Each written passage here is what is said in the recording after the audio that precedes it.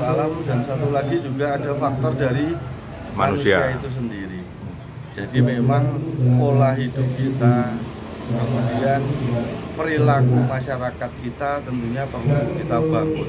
Salah satunya dengan forum ini nantinya bisa mensosialisasikan ke masyarakat bahwa kejadian-kejadian banjir di Kota Surakarta ini tidak hanya faktor alam saja.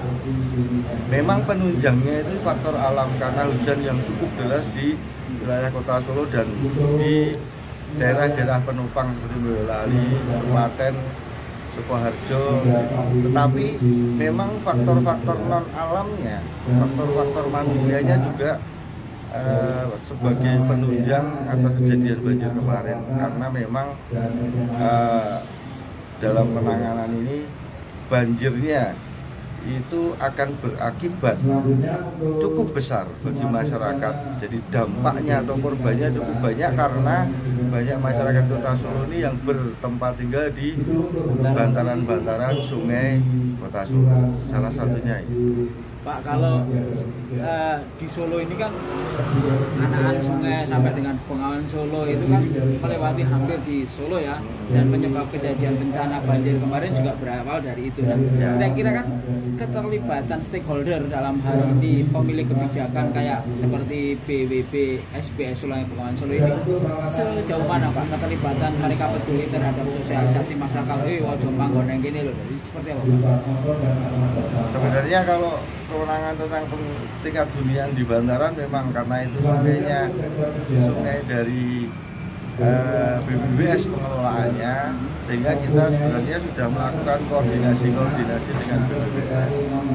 Memang kewenangan atas jalin penghunian di bantaran itu kewenangan dari BBBS. Kami hanya mengusulkan saja. Dan kita selalu memberikan sosialisasi saja ke masyarakat bahwa berada di bantaran itu juga berisiko cukup tinggi. Karena paling tidak di samping banjir yang mungkin akan menjadi korban banjir, bisa saja bantaran yang dibuat sebagai tempat hunian itu akan sangat mungkin terjadinya kerusakan atas pondasi-pondasi sungai, sehingga sering terjadi di Kota Solo ini perengan sungai itu ambrol itu ya karena adanya bangunan di atasnya yang tidak dengan pondasi. Bahkan ada bangunan yang kadang perilaku kita, perilaku masyarakat itu membangun bantaran, membangun pondasi rumah di atas bantaran dan tidak dengan pondasi yang tersendiri, malah di atas sungainya itu juga masih ada. Jadi ini memang satu potensi atas timbulnya bencana di Kota Solo ini, dan dampaknya juga sebenarnya yang menanggung masyarakat sendiri. Ini yang terus kita bangun, kita sosialisasikan melalui kegiatan-kegiatan sosialisasi. Lepas dari sosialisasi, terus kemudian himbauan atau sosialisasi dari pihak berwenang kayak Sungai Bengawan Solo sendiri. Nah ini harapannya apa Pak? Terutama masyarakat Solo yang dilalui oleh sungai yang notabene tanggung jawab dari Sungai Bengawan Solo apa nih? Atau sudah optimalkah yang sudah dilakukan SBS? Yang pertama kepada masyarakat Kota Solo dulu, saya mohon untuk selalu waspada karena bencana itu pasti selalu ada setiap tahunnya, sehingga kita bisa menyiapkan diri baik dari dampak kejadian bencana baik banjir maupun longsor atau gempa yang terjadi di Solo ini. Kita bisa siap-siap dulu, kita harus selalu waspada dan kita harus selalu siap.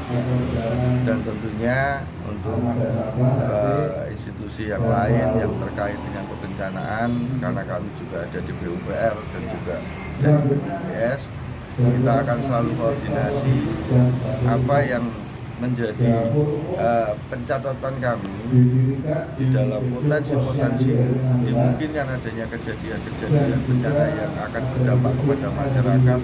Namun kita bisa selalu berkoordinasi dan berkolaborasi bersama. Ini.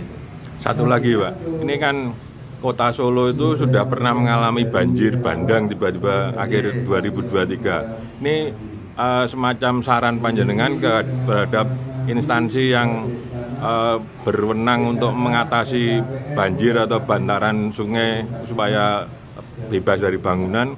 itu lebih baik dibangun parapet dulu apa disosialisasikan warga secara psikologis. Pokoknya sekarang itu sudah semacam mereka punya bangunan di bantaran sungai tapi kok disertifikat, punya sertifikat tanah, seolah-olah mereka legal lah. Dalam arti BPBD yang tahu betul bahaya itu mengatasi ini ada prioritas dilakukan apa parapet, apa mereka dihimbau, apa ditetapkan agak disiplin, apa pakai semacam apa tindakan lebih ya semacam diingatkan tapi agak keras gitu. Gimana ini? Iya, terima kasih Pak. Jadi kalau dari tupoksi BPBD, karena tupoksi BPBD ini di bidang kebencanaannya, apabila terjadi bencananya, sehingga kami kepada masyarakat yang berada di bantaran kita berikan peringatan dini dulu kalau ada kejadian. Jadi di sana kita ada peralatan NWS namanya, yaitu untuk memberikan peringatan apabila ada kejadian bencana atau kejadian banjir di titik pinggir sungai yang ada alat kita NWS di sana. Seperti alarm di dekat alarm. Jadi kalau memang durasi air naik sesuai dengan leveling kita akan ada peringatan kepada masyarakat bahwa akan dimungkinkan adanya kenaikan air, volume air yang nantinya akan berpotensi banjir. Dan kemudian juga kami selalu berkoordinasi dengan dinas-dinas terkait dengan hunian yang ada di bantaran dan juga pembangunan yang harus dibangun, termasuk juga kita kan salah satu tupoksi kita pembangunan infrastruktur kota itu harus berbasis pengurangan risiko bencana. Makanya kita terus dorong untuk dinas-dinas terkait titik-titik rawan yang mana harus kita atasi, itu harus dibangun apa. Kita kemarin juga sudah lakukan rapat koordinasi terus dengan wilayah-wilayah yang ada yang harus diparapet, ada yang harus dibenahi pompanya, kemudian harus dibenahi pintunya. Nah ini kemarin dari BPBD juga sudah mendapatkan ada beberapa titik perbaikan pintu air dan juga ada perbaikan pompa. Dan nanti kemungkinan habis dari rapat koordinasi dengan BPWS dan di PUPR juga salah satunya mungkin ada penambahan pompa air sehingga nanti untuk mengantisipasi apabila ada kejadian banjir lagi. Titik yang perlu diwaspadai itu di sini anak sungai Jenes, terus apa Kali PP.